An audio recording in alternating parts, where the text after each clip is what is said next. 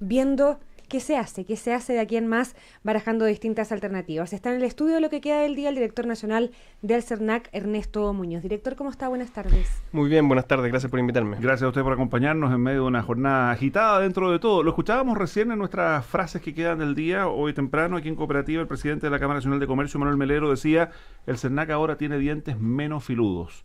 ¿Le quedan dientes al CERNAC?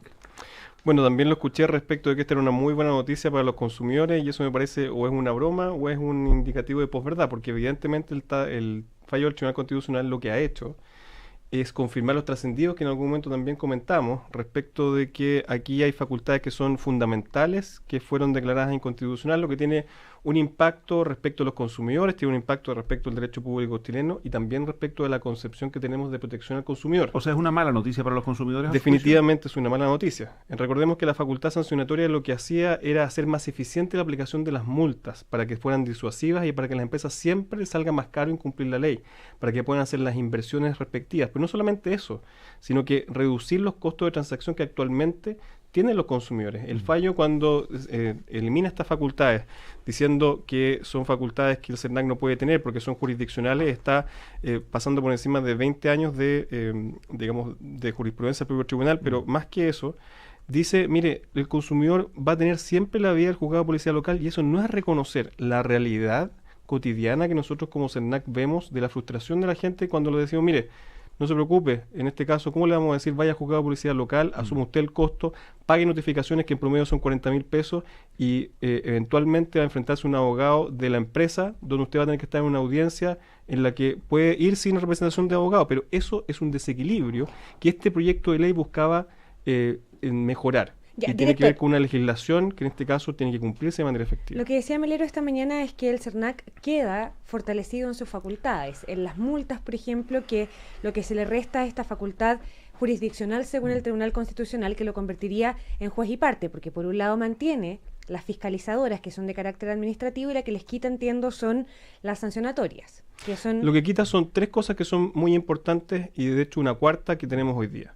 La facultad sancionatoria, que es el régimen de multas que se mantiene, aplicarlas en el ámbito administrativo con un procedimiento administrativo que tiene todas las garantías y que también es controlado por los tribunales de justicia. Eso lo eliminó el tribunal. ¿Ya? También eliminó la facultad de poder dictar normas, esto es, especificar cuál es el comportamiento esperado por parte de las empresas. Lo eliminó. Eliminó la facultad de conciliar. Porque ahí dice el Tribunal Constitucional que la ley es la que establece esas reglas del juego al final del día. Y también el proyecto de ley lo decía. De hecho, el fallo del Tribunal Constitucional dice... lo estamos eliminando porque es una facultad ilimitada. Yo no sé por qué habría sido ilimitada una facultad que solamente puede hacerse respecto a ciertos artículos de la ley. Está controlada por una consulta pública, tiene que pasar por el visto bueno de un regulador, informes técnicos y además, en este caso, un recurso especial de legalidad ante la Corte de Apelaciones de Santiago. En tercer lugar, y eso me interesa también destacarlo, ha declarado que es inconstitucional la facultad de conciliar que estaba propuesta en el proyecto de ley. Esto es, traer a las partes, sentarlas a la mesa y proponerles una solución.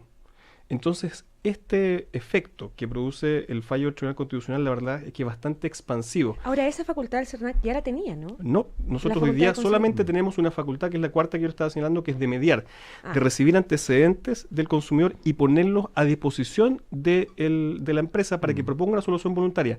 Y eso también, y por eso yo hoy día decía que el efecto podría ser eventualmente catastrófico, se pone en cuestionamiento.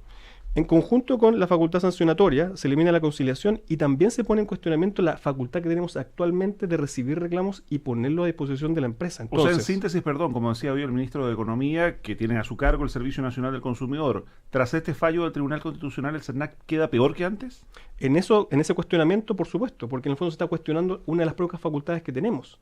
Ese es el ámbito de impacto que tiene el fallo del tribunal. Por supuesto, los fallos del Tribunal Constitucional se respetan, son fallos que se aplican, pero el efecto que tienen es de detrimento importante a la protección de los derechos de los consumidores y también de una visión retrógrada respecto de lo que es la protección al consumidor, porque no puede señalarse hoy en día, con la economía que tenemos, con el desarrollo masivo de la intercambio de bienes y servicios, que las partes están en equilibrio y que el CERNAC interviene en beneficio de una de las partes, en este caso el consumidor, aplicando una ley cuya razón de ser es establecer un estatuto de protección, está simplemente en este caso incurriendo en algo inconstitucional. Director, perdón, pero se ha hablado mucho de que acá lo que se pretendía era que el Servicio Nacional del Consumidor se transformara en juez y parte.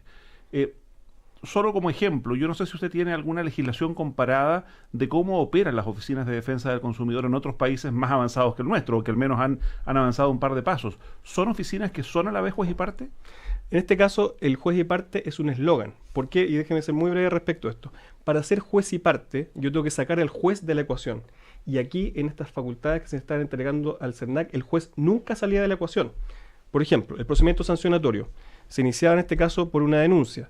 Primero pasaba por una mediación que está cuestionada. Después de una conciliación, una segunda etapa para voluntario, cuestionada y eliminada. Y finalmente un procedimiento sancionatorio. ¿Y qué pasa con ese procedimiento sancionatorio? Se puede reclamar a los tribunales de justicia.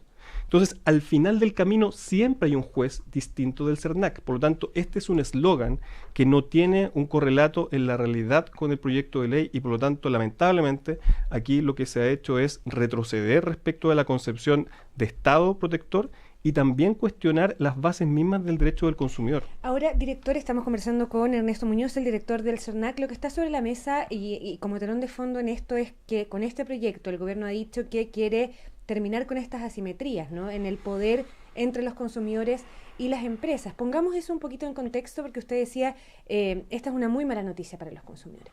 ¿Por qué? Pongamos cifras, por ejemplo. El año pasado, en términos de reclamos y de soluciones, ¿cómo funcionó el actual CERNAC? Bueno, el año 2017 tuvimos un aumento del 27% de los reclamos respecto al año 2016, más de 330.000 reclamos, comparación de 260.000 reclamos el año 2016, lo que demuestra, en este caso, también el hecho de que los abusos se siguen cometiendo. El 30% de los consumidores ¿eso en no todo llegan. tipo de empresa?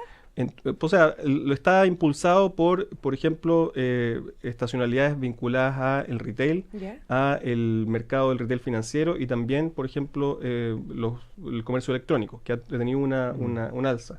Y lo que ocurre ahí, por ejemplo, para un caso súper concreto, la garantía legal. La garantía legal es un estatuto que dice, mire, usted tiene derecho a la calidad del producto que recibe, ¿ya? Yo compro algo electrónico y sale malo, ¿ya? Y voy a ejercer mi derecho al triple opción, cambio, devolución o reparación a elección del consumidor. Voy y quiero que me devuelvan mi plata. Es mi derecho, es la ley. Si la empresa dice que no y va a un reclamo del CERNAC y luego la empresa después del reclamo del CERNAC vuelve a decir que no, la única vía es un juzgado de policía local. ¿Qué es lo que tiene ese juzgado de policía local? Tiene que ir a una audiencia, se va a enfrentar con un abogado de una empresa y además tiene que pagar una notificación que en promedio son 40.000 pesos. ¿Quién hace eso desde el punto de vista económico? Nadie, porque no le conviene.